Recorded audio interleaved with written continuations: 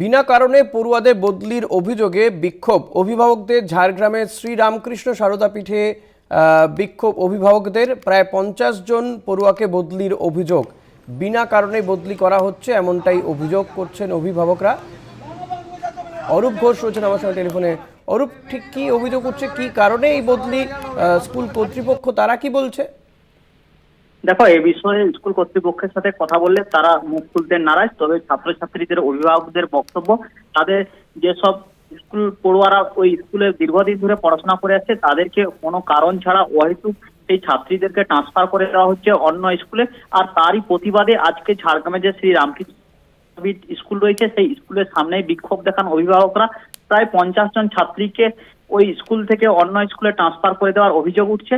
ফলে যেভাবে অভিভাবকরা স্কুল সামনে গিয়ে বিক্ষোভ দেখান তাতেই কিন্তু এলাকা জুড়ে ব্যাপক চাঞ্চল্য ছড়িয়ে পড়ে। তবে স্কুলের যাদের অভিভাবকদের আরো বক্তব্য, তাদের এই কোনো কারণ দেখানো হচ্ছে স্কুল কর্তৃপক্ষের বিরুদ্ধে তাদের অভিযোগ, তাদের কি কারণে ট্রান্সফার করা হচ্ছে সে বিষয়ে মুখ খুলতেও নারাজ স্কুল কর্তৃপক্ষ।